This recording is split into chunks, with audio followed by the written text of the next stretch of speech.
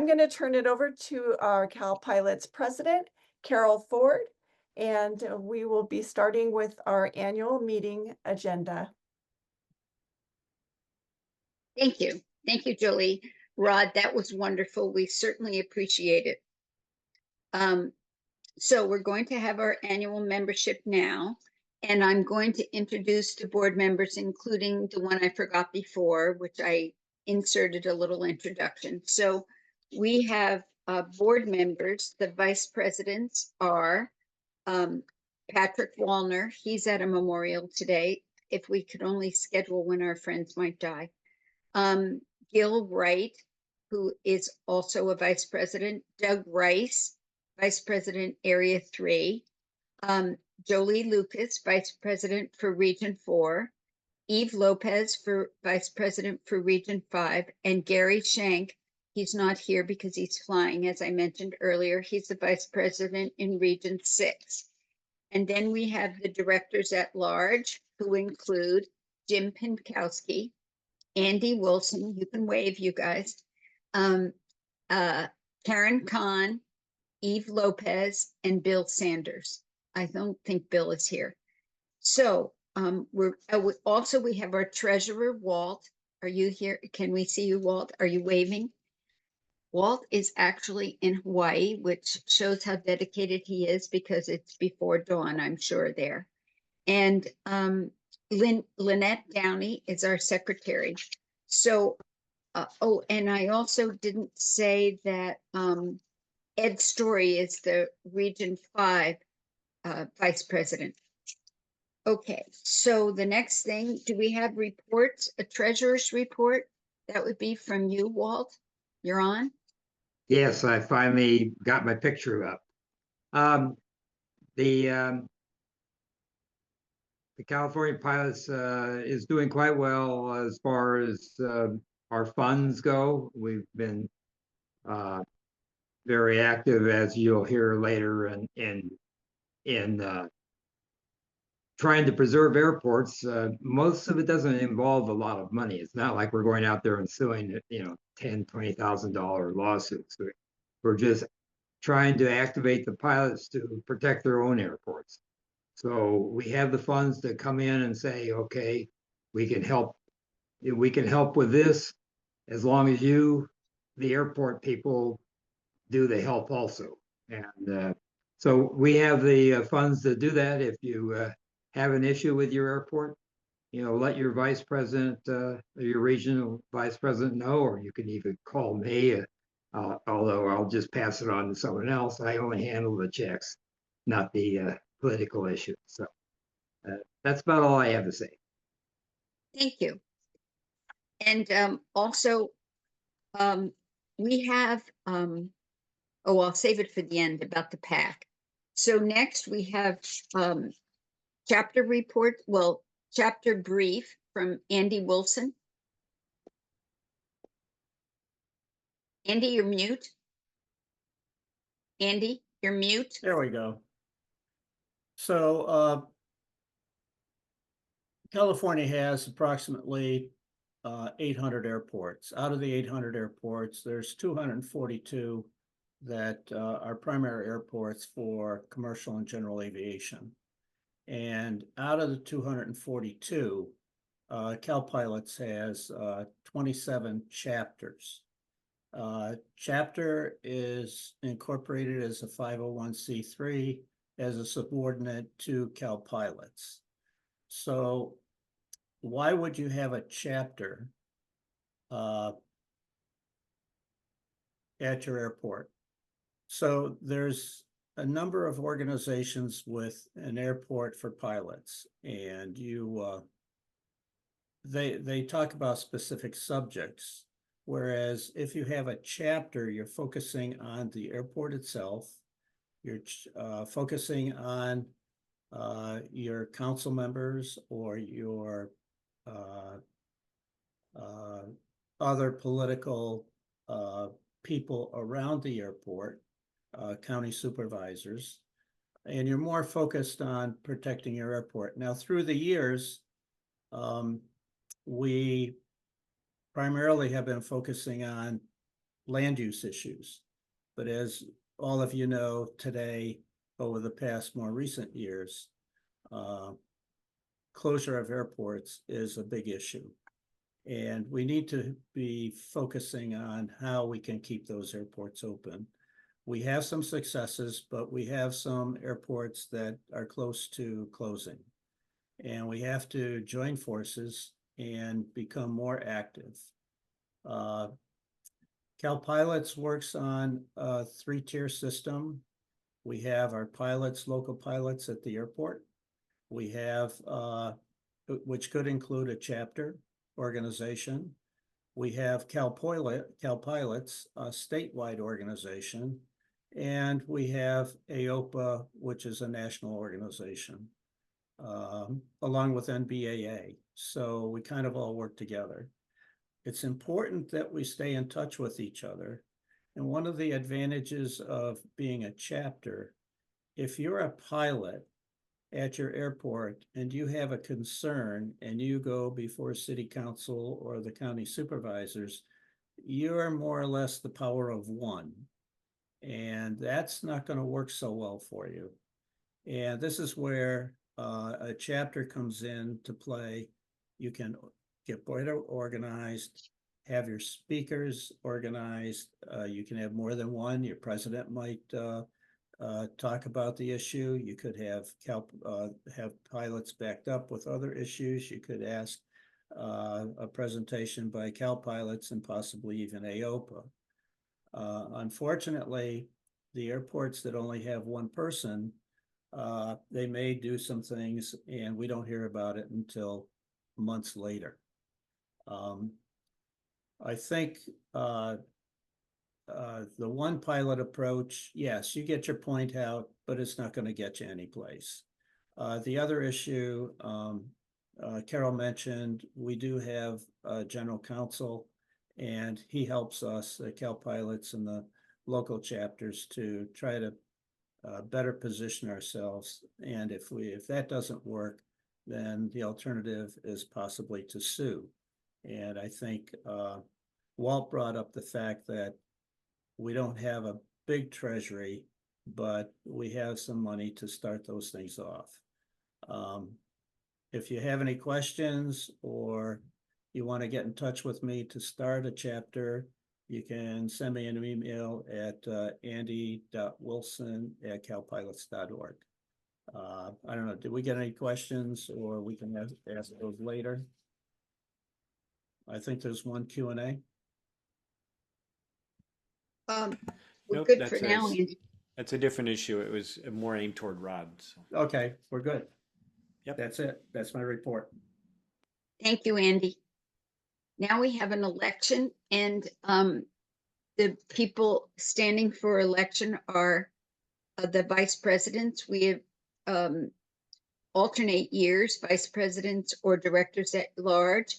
And this year we have a slate of Region 1, Patrick Wallner, Region 2, Gill, Wright, Region 3, Doug Rice, Region 4, Jolie Lucas, 5, Eve Lopez, and 6, Gary Schank. So we have that as a slate. And do you want to talk about that, Jolie, and explain how the vote works? Sure, happy to do that. So those of you who are California Pilots Association members have a vote in the slate of vice presidents that you just heard: Patrick Wallner, Gill Wright, Doug Rice, myself, Eve Lopez, and Gary Schank. And so we have a question, is if we're receiving nominations from the floor, and I do not know the answer to that. Carl, Yes. you wanted to, we Yes. are accepting Yes. nominations from the Yes. floor. So how does a person do that nomination? I was going to talk about the vote. So. Carl, you want to tell us? Okay, in the chat. Okay. If there is a nomination from the floor for one of the regional vice presidents, please put it in the chat. And I was just going to explain our voting, which is a little bit different this year than in years past. So what you will do, if you're a California Pilots Association member and you would like to vote to approve the slate, or one of the folks that are nominated from the floor, what you would do is go into the chat. You're going to select Andy Wilson for your direct message to go to Andy Wilson. So that way your vote is confidential and anonymous, and Andy will tabulate the votes and also let us know the results of the election. And I'm just going to take a look in the chat to see if there's any. So if anybody has a nomination from the floor, it would be now would be a good time to write it in, and that can go. If you feel comfortable, that can go to everyone, or that can go to Andy. So again, if you're voting, you would go into the webinar chat, and instead of the to everyone toggle, if you have that, then you would be toggling down. Oh, you cannot direct message Andy. Okay. Yeah, I was wondering about that. Anybody have another idea? Should we do email? Carol, Ask, I just sent Andy a direct message through the chat. So it does. it's because probably we're because you're a panelists. Oh, sorry. Yeah. So Okay. I can put Andy's email in the chat, and I guess we can do it by email. Does that sound good for folks? Well, Vicus made a motion to approve the slate as described, and thanks for the work you do. So we could do this by acclamation. If everybody agrees to that.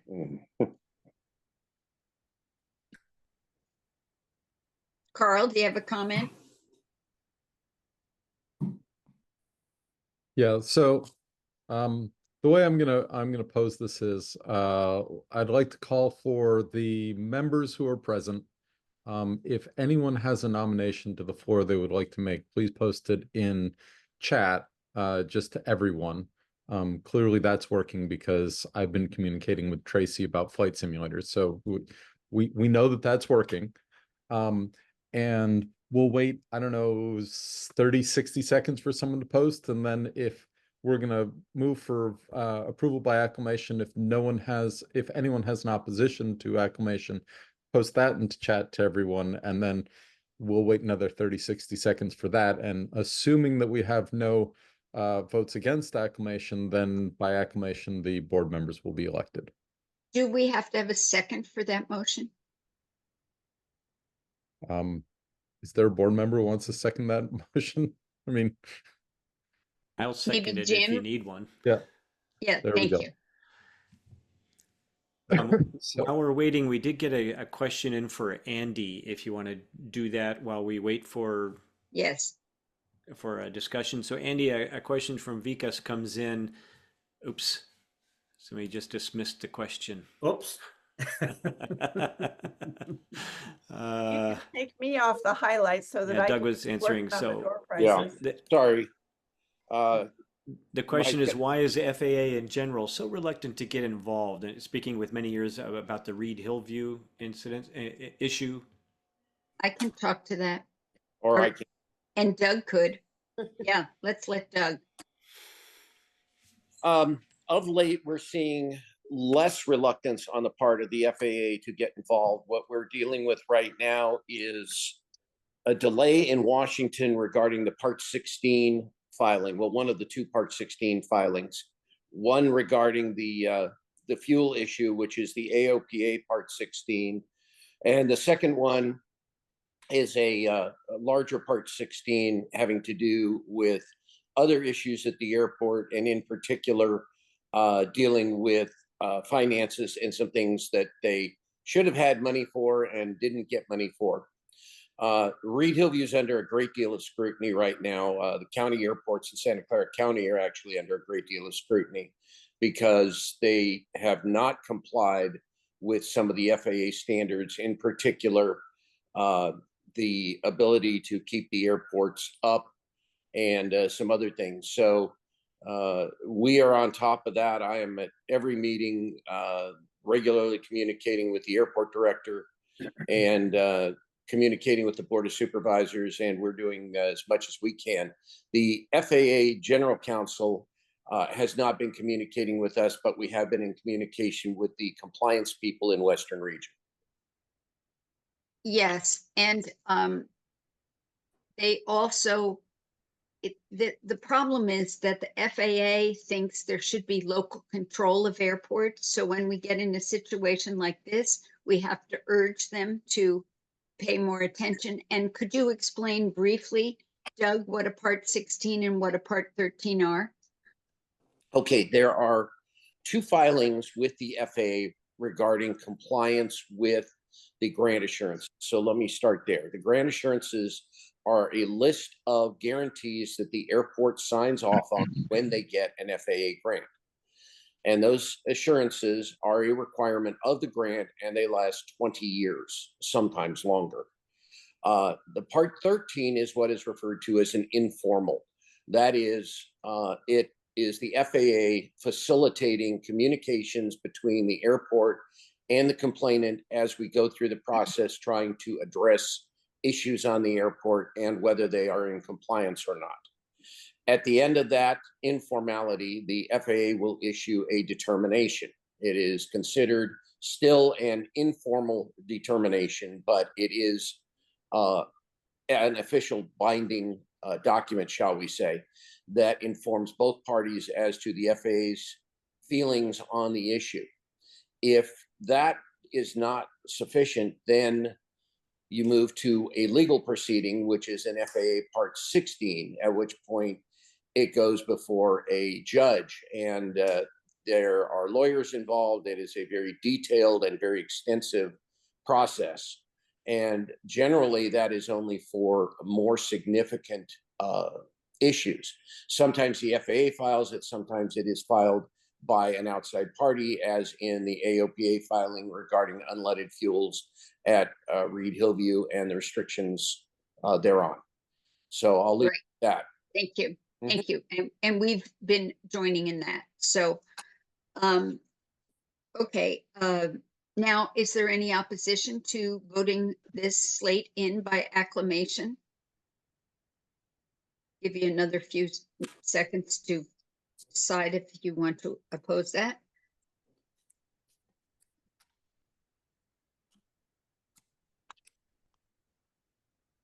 Oh, and Mark asks, how can I verify I actually joined?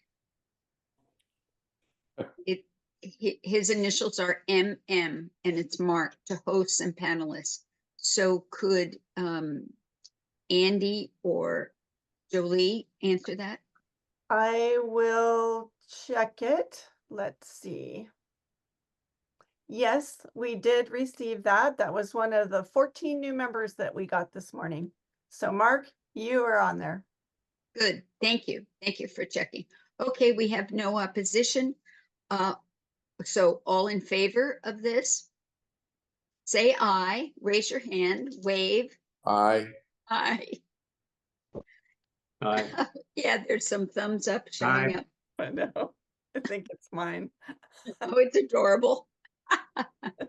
Okay, thank you, everybody. So I also want to comment on Ed Story, who formerly was the regional VP for Region 5, and he is getting a certificate of appreciation from us because we appreciate everything he's done for CalPilots, and he will be on the keep on our advisory council with John Pfeiffer and Jim McKnight, Jack Kenton, and others who are luminaries, and we can refer to them for advice when we need it. So we appreciate Ed. I see he's not here today, but thank you so much. And are there any other announcements from the board? Okay, if not, I'm going to adjourn the business meeting and talk about the CalPilots ACA Political Action Committee, and Walt, be ready to talk also. But CalPilots and the Association of California Airports formed a political action committee quite a few years ago. And we always need to get donations for that PAC.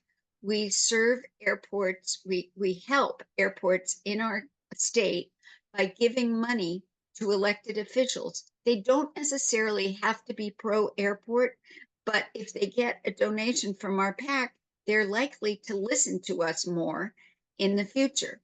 And I'll just give you one example. So years ago, Oceanside was having a lot of problems and they wanted to back just 3 people that they thought were pro-airport. I suggested that they give money to all the people who were up for election. And they did give to all the people. And they were so grateful because the 3 people that they had targeted as airport friendly didn't get elected. Maybe one of them did, but all the others also got donations from CalPilots, and it was more likely they would be favorably disposed to listen to us. So, Walt, do you want to talk a little bit about that? It's separate account and things like that. Okay. I was getting a lot of what you were saying was cutting out. It may be my reception. If people want to donate to the PAC, that just keep in mind it's not an IRS deduction. That's the key thing. But it does help the PAC.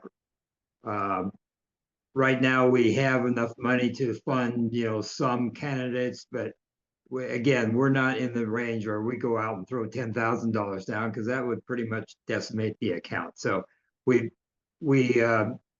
give them anywhere from 100, 200, maybe even a little bit more, depends on the candidate. And we've supported candidates throughout the years. Right.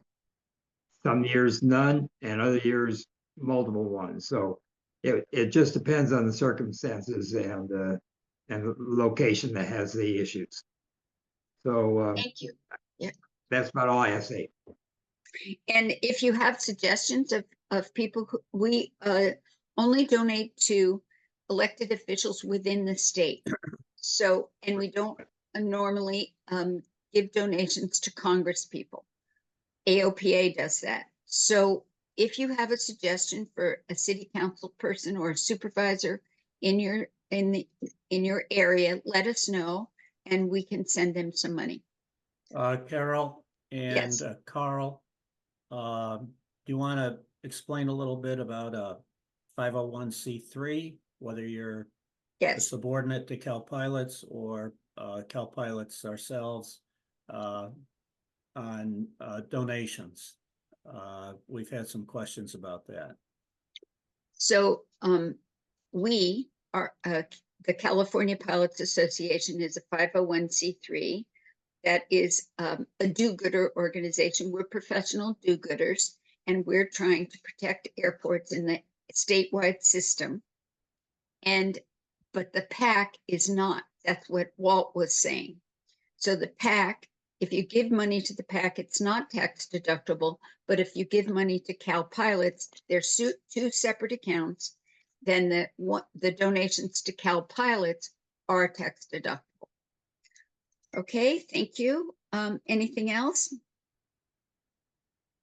Okay, we're on to the next Vanna White, Jolie Lucas door prize.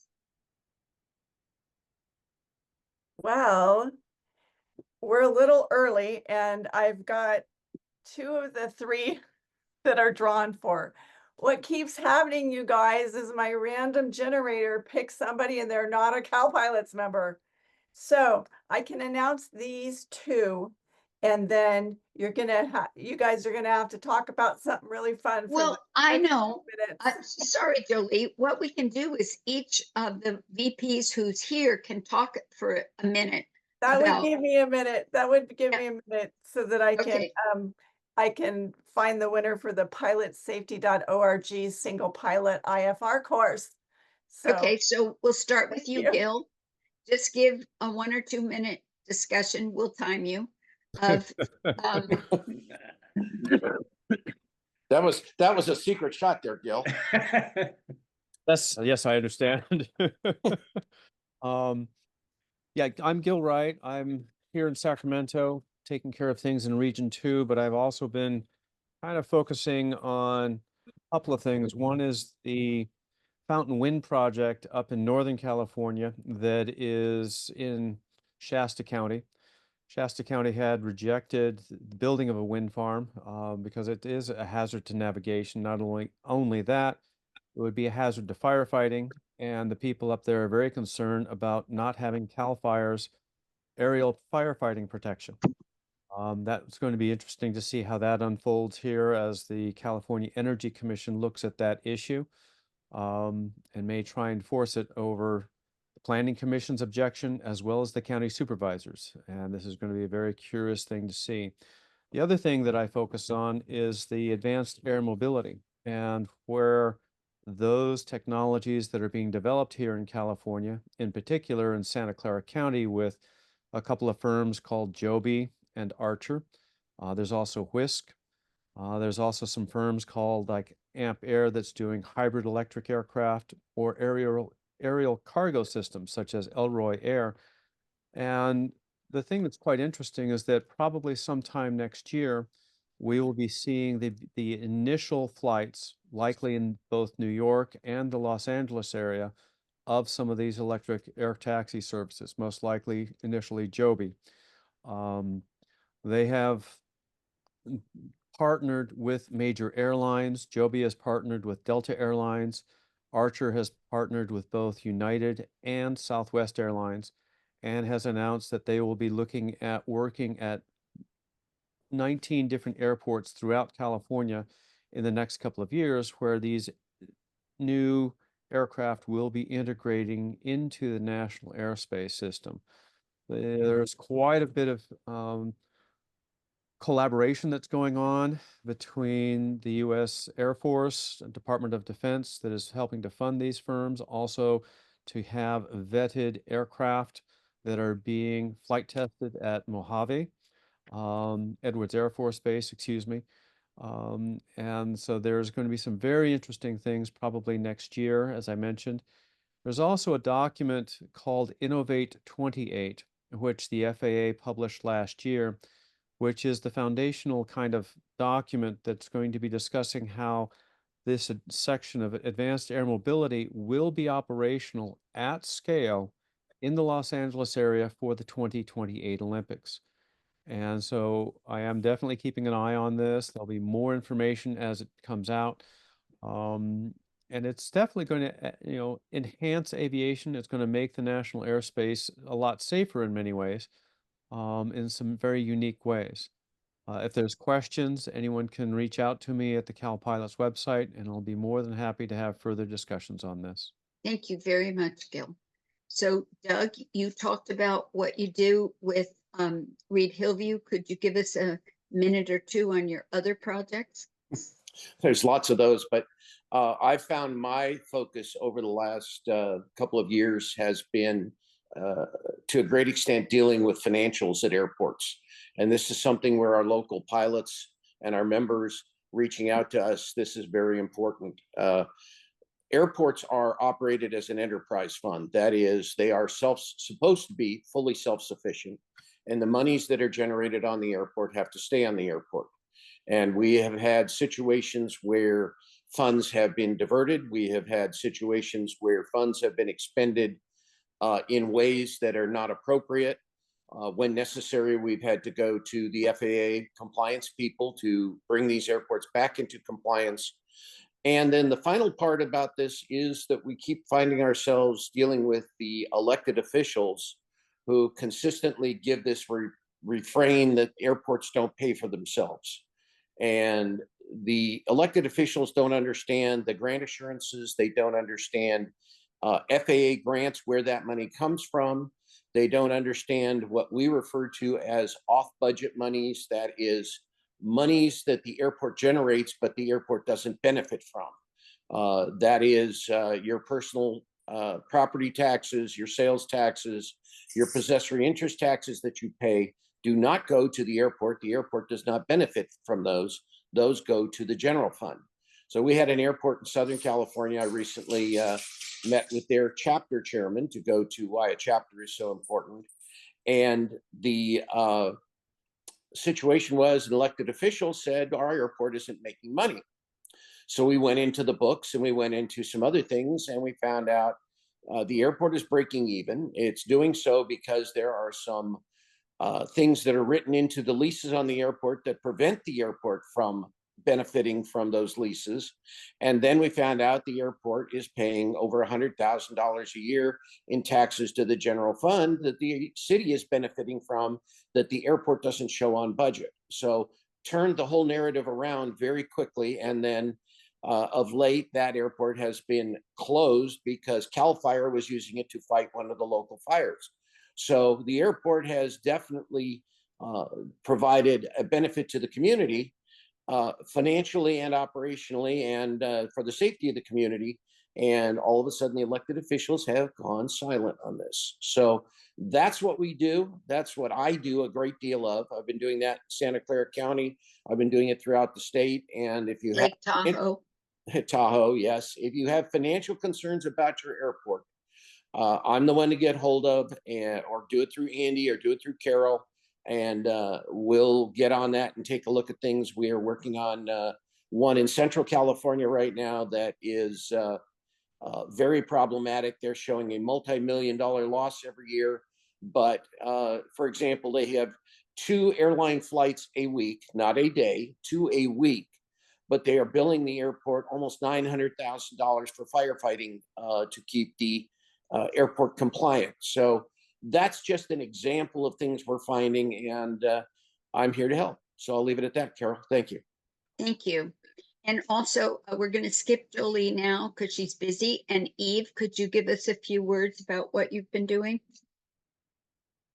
Yes, hi. So I am based in Santa Monica, which keeps all of us quite busy. Particularly this year, the Part 16 that was filed a number of years ago had a determination and implementation by the city of Santa Monica, which resulted in a 53% reduction in the costs charged to aeronautical users. So that means hangars, tie downs, and landing fees have all been reduced at Santa Monica by 53%. And the reason for that is because the city, or as I call it, the People's Republic of Santa Monica, was charging and continues to charge more rates or higher rates than the services that are being provided. And as a result, there was a significant surplus of funds that the FAA determined needed, was inappropriate and needed those monies essentially spent down. So Santa Monica is spending down those monies by reducing rates charged to aeronautical users. The second component, and one that will keep us also very busy, is monitoring and, when appropriate, potentially participating with respect to the Boulder, Colorado litigation. So for those who may not be familiar with it, that is the case that is being filed to determine what affects a lot of airports, which has to do with deeds. So when the war bonds, or when the war was around and airports were essentially taken over by the federal government, there were some deeds that were used that used language to the effect of requiring that the airport stay in operation in perpetuity. And so it is now being challenged in Colorado as to what in perpetuity actually means, and obligations of airports that are under those such deeds. So that affects quite a lot of airports here in California. And so we will, for the moment, be monitoring that litigation and, as appropriate, corralling with our aviation friends and coming up with strategies as to when and whether appropriate to participate. Thank you. Thank you. Thank you. So Jim Pinkowski and Karen, do either of you have something you'd like to say of your efforts? If not, I'm ready. So, Okay. Oh, Jim, do you have something you'd like to say? Just I was just gonna introduce say, yourself. Jolie, go ahead. okay. Just Well- stay on schedule as much as anything else. Yeah, that's what I was thinking. So I have a comment. Can I make a quick comment, Carol? Very quick. So you've heard from three of our vice presidents. And what I'd like to say is that our website, what we do is we post what we can to be available for the public. Some of the things that we're doing, we can't post. We don't have any results, or we don't want the people that are trying to close airports to find out What One our of the- strategy is. what our Yes. strategy is. So our website may not post everything we're doing, but just the few reports you've heard. We are very, very busy. We're volunteers. It's our time and we don't get paid for it. One last item. I'm in Hayward, so the Hayward Airport is so-called my airport. And I just wanted to point out that a few years ago, the city manager and a group of council members visited the businesses in Hayward. And to put it bluntly, they were absolutely shocked at the number of businesses that use the airport. So as new council members and at the county level, it's county supervisors, we get more and more people that are disassociated with airports and aviation. So we have fewer people getting out of the service. That whole arena is shrinking, and we don't see as many military people in these positions. And so it's like the airport is simply over there. So we've made big efforts to close that gap. And I would suggest that all you pilots do the same with your cities and counties. Thank you, Andy.